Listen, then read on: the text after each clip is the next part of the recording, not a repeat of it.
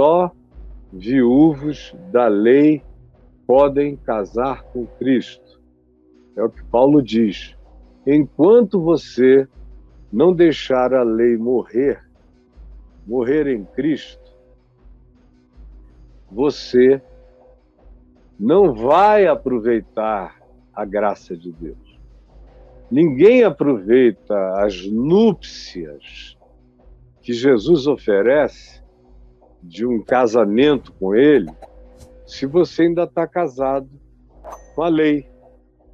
Se você ainda acha que é salvo pela lei, que é santificado pela lei, que a sua vida tem que ser feita de exterioridades e que só são validadas pelas práticas minuciosas da lei de Moisés.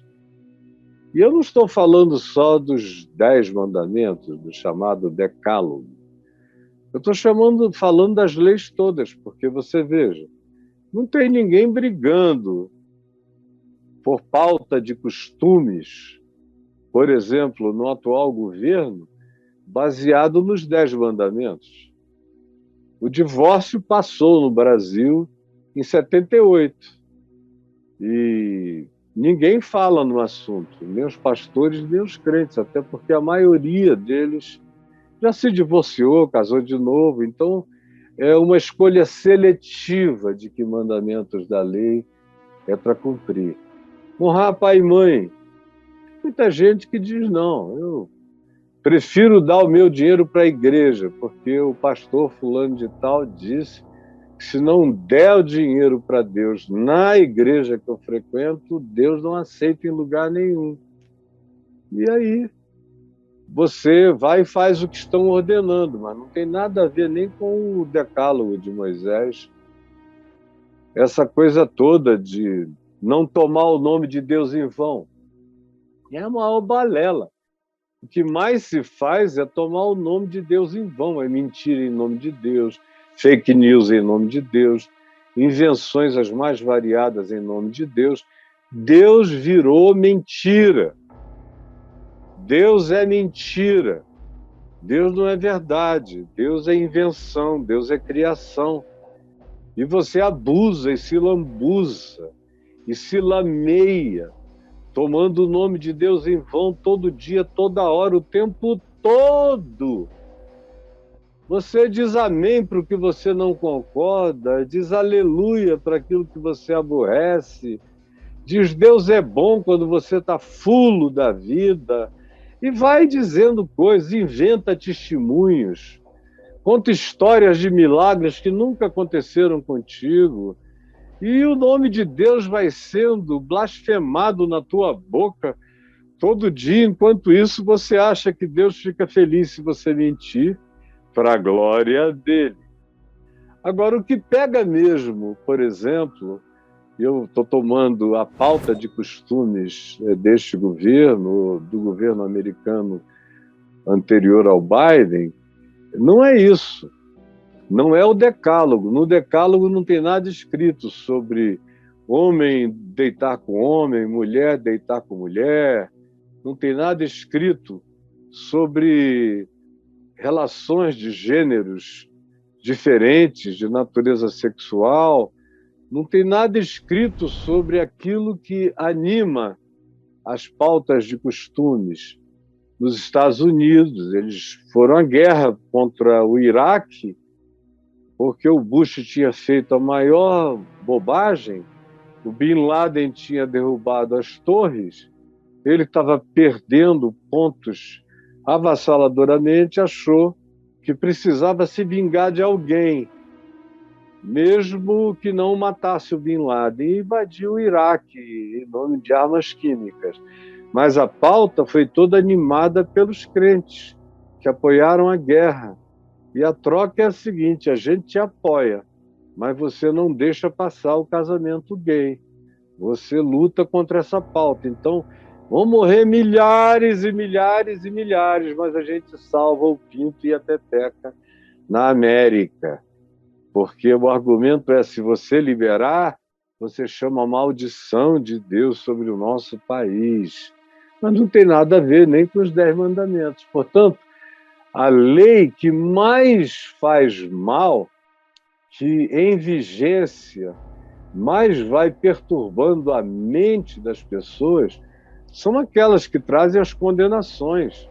Se fizer isso, é punível em tal e tal circunstância, é criminalizado assim e assim, ou é expulso, ou cai em ostracismo, ou o nome dele fica proibido, já não se pode mais falar, por causa do que a lei de Moisés dizia, não no decálogo, mas nas subdivisões e nas explicações.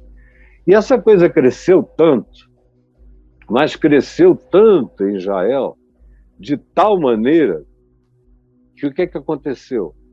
Eles foram acrescentando, como diz o profeta Isaías.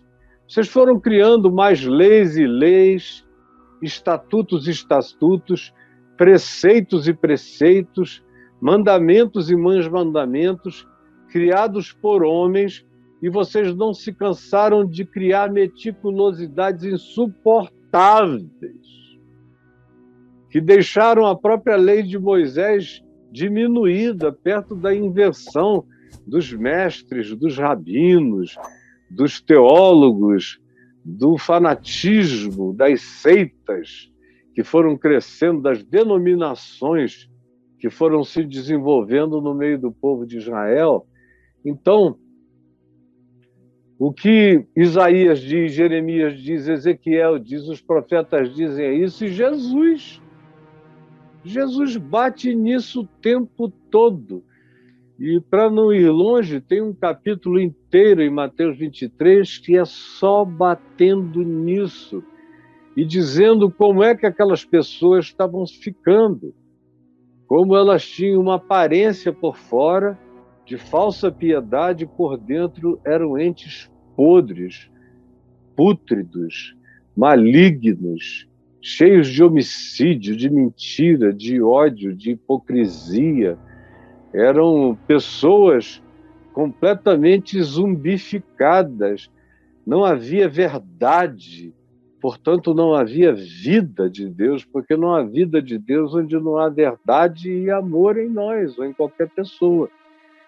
E é essa a situação e é esse o contexto aqui de Romanos 7 que anima Paulo a conversar com essas pessoas, porque, como eu disse outro dia, ontem, eu creio, lá naquela igreja de Roma, estava cheio de judeus. Judeus convertidos, judeus semi-convertidos, judeus hibridizados e judeus que estavam ali só para encher a paciência e ver se convertiam alguém de volta. Levavam para o judaísmo, deixando a fé libertadora do Evangelho da graça de Deus em Jesus. Esse é o ambiente, esse é o contexto. É disso que se está falando. E é isso que está em vigência entre nós. As pessoas chegam aqui, quase todas vêm de igrejas, e se queixando. Medo, pânico, medo de terem pecado contra o Espírito Santo. São pessoas que se divorciaram e acham que estão vivendo em pecado para o resto da vida, já têm 2, 3 filhos no novo casamento, mas não se perdoam nunca. Ainda encontro aqueles pastores que dizem, se você não deixar esse marido, apesar dos filhos que tem com ele, e voltar para o original, que já está casado e com outros filhos, você e ele vão viver em pecado para o resto da vida e não tem perdão. Parece que se divorciar é pecado contra o Espírito Santo. E assim vai. E eles vão botando pesos e pesos e pesos, que Jesus disse, vocês são os hipócritas. Vocês não conseguem tocar nesse peso nem com o dedo mindinho. E querem colocar o fardo todo no ombro dos outros.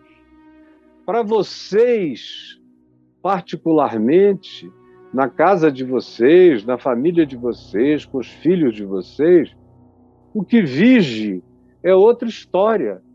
Agora, no que diz respeito aos filhos, aos outros, à igreja, aos membros, o que vale é a lei de Moisés e vocês não têm nenhuma pena. Vocês jogam isso pesado em cima das pessoas, esmagam as pessoas, adoecem as pessoas, desesperam as pessoas, as fazem viver em estado de culpa agônica. E vocês, na hipocrisia, não têm nenhuma compaixão, não aliviam nunca nada. E a pessoa se vive como um filho do inferno, existe como um filho da culpa para sempre, porque foi catequizada pela idiotice da mentira, da fake news, de leis que vocês dizem que estão em vigência, mas que morreram na cruz com Jesus.